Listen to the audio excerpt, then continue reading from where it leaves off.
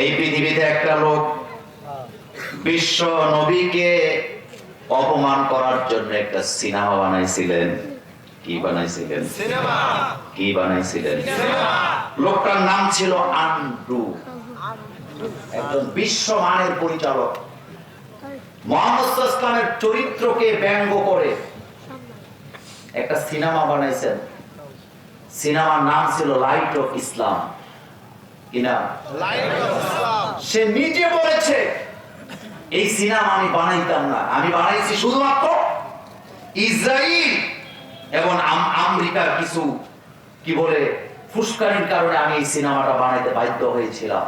কিন্তু সিনেমা বানাবার পরে সিনেমা যখন রিলিজ হলো, সারা পৃথিবীর মুসলমানেরা যখন অগ্নির মতো জ্বলে উঠলেন প্রতিবাদ নিয়ে, আমার তখন হৃদয়ে আশা জাগলো যে একটা লোক ১৫০০ বছর আগে দুনিয়া থেকে বিদায় হয়ে গেছে, এই লোকটাকে মানুষ এত বেশি ভালোবাসে কেন, তাকে জানতে চাই। আর তাকে জানার জন্য আমি যখন কোরআন পড়লাম, আমি আর অমুসলিম থাকতে পারি নাই, আমি তখনই কালিমা পড়ে মুসলমান হয়ে গেছি।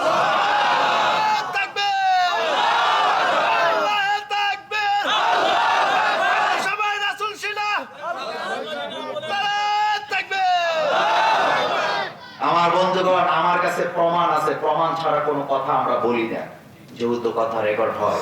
তিনি বলেছিলেন যে আমি যে ছবি তৈরি করেছিলাম, আমাকে ধারণা দেওয়া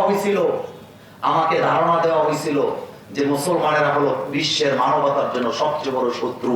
কিন্তু কোরআন পড়ার পরে আমি শিখে গেছি যে মুসলমানেরা মানবতার শত্রু নয়, বরং যারা মানবতার ঢোল পিটায় তারাই মানবতার জন্য সবচেয়ে বেশি ভয়ঙ্কর। কারণ পৃথিবীতে মানুষের কল্যাণের জন্য সবচেয়ে বেশি কাজ করেছেন মুহাম্মাদুর রাসূলুল্লাহ। মাইন্ড করেন না আমার ভাইয়েরা, আমি কথাটা কেন বললাম?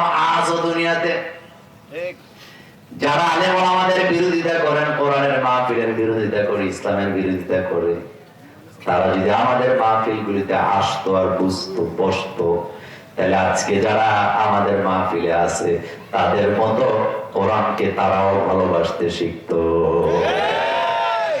শিখতো কিনা? শিখতো। কিন্তু আফসোস এই জাতির জন্য, যেই জাতির সামনে এত বড় প্রকাশ্যে প্রমাণ থাকার পরেও আমরা আল্লাহ সামনে মাথাকে নত করতে পারি নাই। আমি ওই আলোচনা আজকে করব না। আপনাদের গাজীপুরে আমি আরেকটা আলোচনা কয়েকদিন আগে করে গেছিলাম। আমি সেদিন প্রমাণ দিয়েছিলাম করোনা ভাইরাসের সময় পৃথিবীতে একটা জাতি তাদের স্রষ্টার সাথে তাদের সম্পর্ক ছিন্ন করে নাই, সেই জাতিটা হলো মুসলমান জাতি। মনে আছে আপনাদের? কোন জাতি? মুসলমান। সবাই তাদের স্রষ্টার সাথে সম্পর্ক ছিন্ন করছে স্বাস্থ্যবিধি মানার নাম দিয়া। আর আমরা সেই জাতি, যেই জাতিকে স্বাস্থ্যবিধি শিখাবার কোনো প্রয়োজন নাই। কারণ আমরা তো সেই জাতি, যেই জাতি শীতের রাতে, শীতের দিনে, সকালে, দুপুরে, প্রতিদিন 5 বার হাত দুই, নাক দুই, পাও দুই, আমরা আমাদের স্তন্যে করে আমরা পবিত্রতা অর্জন করি।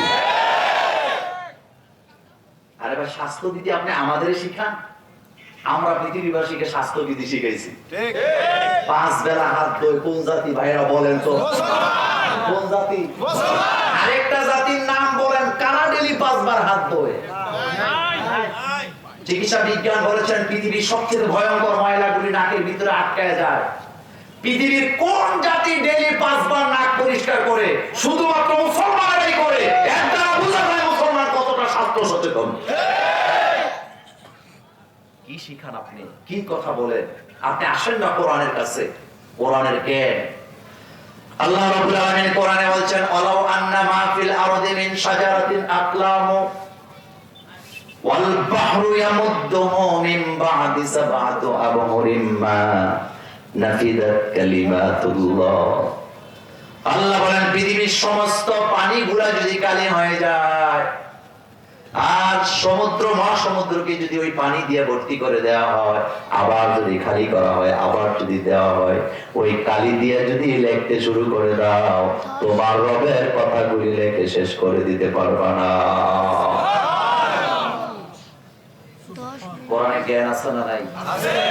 শুধুমাত্র সূরাতুল ফাতিহা এটা নদী নয়, খাল নয়, বিল নয়, এটা বঙ্গোপসাগর নয়, এটা আরব সাগর নয়, এটা মহাসাগর। এটা কি সাগর? আর মহাসাগরটা শুধু গেট, তার বাকিটা হলো কোরআন। গেটটাই যদি মহাসাগর হয়, তাহলে গেটের পরে যে জায়গাটা আছে, এটা কি অবস্থা? এটা কি অবস্থা?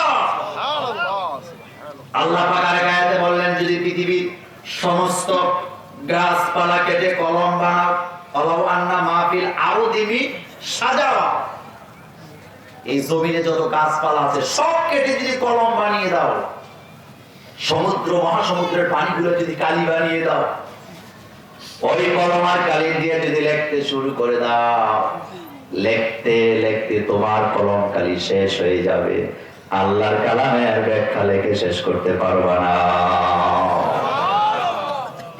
ইসলামের চেয়ে সুন্দর আর কোন ধর্ম আছে নাকি? আমি ভূমিকাতে আরেকটা গুরুত্বপূর্ণ কথা আপনাদের সাথে শেয়ার করবো আজকে।